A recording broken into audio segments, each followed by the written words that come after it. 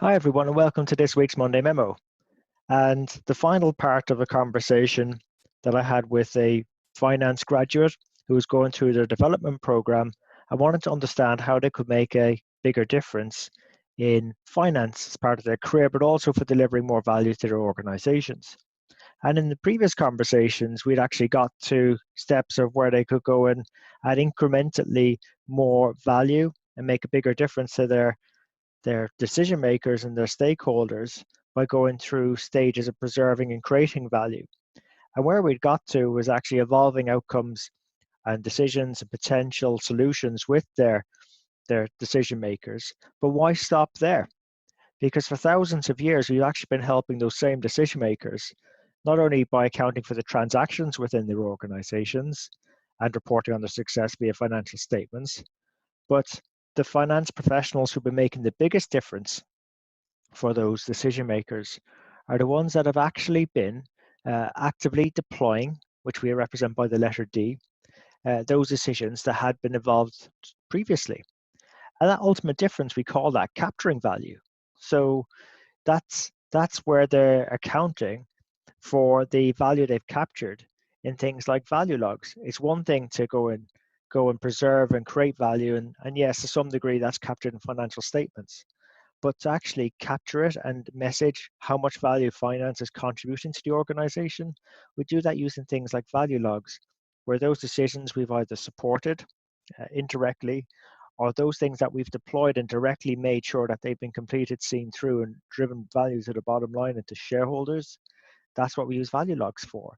And it's actually at that world-class level, that's what we call crafting. And that's why these sort of steps spell the word crafted when we amalgamate each relative level of value that's been provided, because those world-class finance teams are doing this to reach the ultimate level of making a difference for the decision makers. And like that's why when you look out there and you hear the stories around the CFO role being blended into the COO role, that chief operating officer, sometimes that COO role is disappearing completely together. And the CFOs out there are actually negotiating with customers, with sales leaders, closing deals. And our graduate who's just rotating into pricing, it's a great area to sort of learn a trade in or a craft in nowadays for finance professionals who are looking to make that biggest level of difference, because down the line, they'll be expected to be out there with sales in front of customers, capturing value for the organization. And other finance professionals out there, for example, that aren't necessarily in pricing, are going about capturing value in slightly different ways. For example, if they're at a startup, finance leaders and finance professionals are actually helping teams like engineering recruit developers who might be, say, uncertain as to a startup's future, um, and finance leaders actually offer a much more objective perspective and could be a much better person to sell why it's important to come work for a company, because we are a better place to talk to a company's funding position or the objectivity around the long-term plan and the realistic realism around some of the assumptions involved. Or, as we've probably done quite regularly already in finance, is actually get involved in some sort of purchasing or strategic vendor type scenario where we're negotiating with suppliers and vendors for better deals if we sort of tie ourselves into longer periods of time and have more of a partnering type relationship. So the best finance professionals out there are just craftspeople out there who are shaping their organizations, making a difference with better decisions. And that's why, we bring the guest mentors on the show to share such stories of what's going on to strengthen the numbers. Now, I've got to be mindful that this conversation so far has been very value orientated. And actually, that is only one part of the conversation, because there's also the cost side to it too. And the thing is, with the costs, is that there is a price to be paid for trying to improve the difference we make or the level of value we're providing. And we try and capture that on the x-axis. And that's meant to represent the relative level of cost to complexity.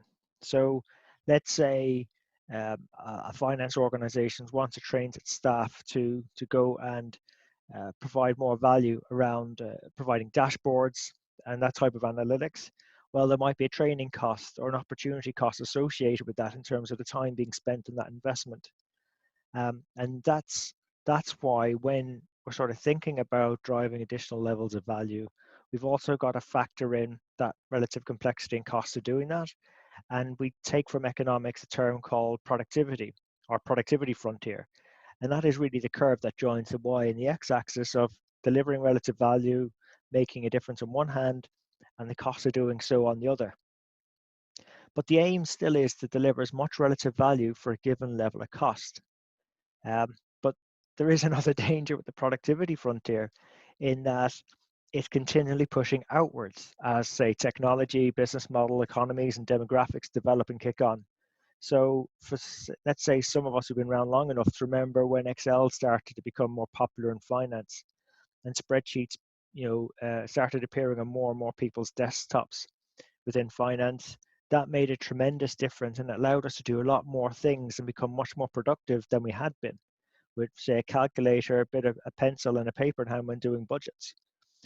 So there's always going to be a pressing need to keep up with this productivity frontier, even if there is a known cost by doing so and extra complexity in doing so. Because if we don't, let's say we've gotten to this sort of T or translate stage, but the curve then pushes out with the latest new technological development because other finance teams and other organizations have adopted a better way of doing things, a better practice or a better technology or some enhanced training methods or systems, they will then overtake us. Or internally in our own organizations, the ops team might have got some better tools from IT, and actually they're delivering on the expectations of decision makers better than we are. So we will be bypassed then when it comes to making the important, the most meaningful and impactful decisions and potentially lose that seat at the table, which is a shame because in finance, we've got these tremendous strengths and assets. We've got this terrific technical training, it's a great passport to a really fantastic career. We've that objectivity that working in finance brings, the ability to access data, decision makers, the broad view across organizational silos and out there into our industries as well.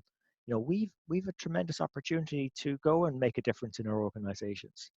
And that's why it's encouraging to see so many younger graduates like the one I had the conversation together with want to still come into finance to learn the craft that is finance, even though futurists out there are saying that over 50% of finance jobs are going to be replaced by robots.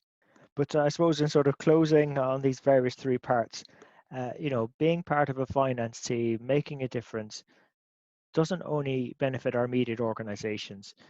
Better decisions, particularly those that lead to profitable and sustainable growth, not only increase the opportunities within our immediate organizations, but also outside, for customers, for communities, too, because, it's a sign of the impact, the value you and your organizations are adding via better decisions if the communities and customers are willing to engage more. And that leads to better opportunities and better communities overall. And it's a terrific platform to make a difference from working in finance within an organization. So look, I really hope you enjoyed this episode. That's why we bring on the guest mentors in between these Monday memos to share their stories of what's working, what's not, how they're making a difference, how it's making an impact out in the community, to their careers, to their stakeholders, to their decision makers. And although it might not work for every organization, it does show that something does work. It might give you an idea to do something that works in your organization. So look, appreciate you investing your time with us today. And until next time, take care of yourselves and let's keep on building our strength in the numbers.